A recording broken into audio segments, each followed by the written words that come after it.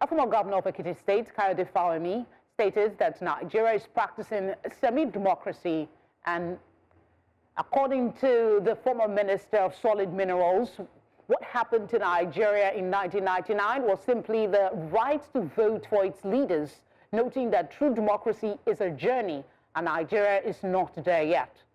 Similarly, the Civil Society Legislative Advocacy Center, CISLAC, says Nigeria's democracy is sliding backwards with the collapse of accountable governance. The group's executive director, Auwal Rafsanjani, asserted that the democratic system in Nigeria is experiencing leadership failure, erosion of public trust, rising corruption, impunity, compromised electoral processes, among others. Joining me to react to Mr. Kayode Fayemi, as well as his own stance on democracy, is the Executive Director at the Civil Society Legislative Advocacy Center, Auwal Rafsanjani. Thank you very much for giving us your time. You seem to hold not very similar view with the former governor of Ekiti State. He says we are a semi-democracy, not fully there yet, but we are on a journey. While you say Nigeria is sliding backwards democratically. Can you provide us some perspective as to why you are choosing this stance and if the former governor is maybe missing it? Thank you very much, and good evening, Nigerians. It's very clear that the aspiration that Nigerians are having with regard to, democratic dispensation in Nigeria is still yet to happen, because it's a process, and sadly, in this journey, while we're supposed to consolidate on the gains that we have had, we appear to be washing away those gains. And these gains include confidence in our electoral body. It includes confidence in the judicial system. It includes confidence and the ability of the government to ensure good governance and more transparency and accountability in the system. Now, when you are taking away this and coupled with the constant and persistent attack on the Nigerian people, killing and destroying their properties, certainly this is not what democracy stands for. This is not what democracy stands for, and therefore it is a great concern to see that civil space is under attack. Restriction of freedom of movement, freedom of expression is all under attack, and this is definitely not what democracy stands for. So therefore, these actions that we are seeing happening by politicians, virtually engaging in the high-profile looting and corruption, cannot be said to be democracy. It is an aberration of democracy to be looting, to be engaging in impunity, be engaging in a reckless and irresponsible governance. That is not what democracy is, and that's why we say that democracy is actually backsliding, because even from the little that we have gained. So are you speaking generally, perhaps from what has happened over the past 26 years, or you have some specifics for this current administration? So when you look at from 1999 to date, you could see that the political parties have degenerated more. The political parties are no longer on the basis of any ideology or any principle. It is just a platform for grabbing power, for personal aggrandizement and embezzlement, in public office.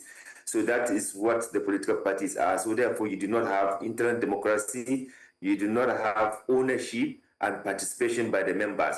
And since we are running a multi-party democracy, we are not running independent candidature, definitely we should be concerned with the way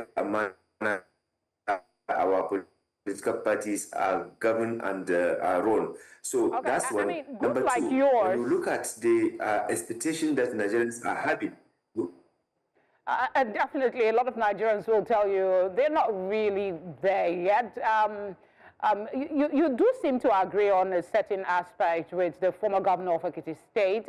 He talked about the fact that what we got in 1999 was the right to elect our leaders, but we are not actually fully democratic. While you, on the one hand, say we're going backward. I want us to see if we can go the progressive route in this conversation by asking you to talk to us about rectifying or improving our electoral process to help in the path for better democracy.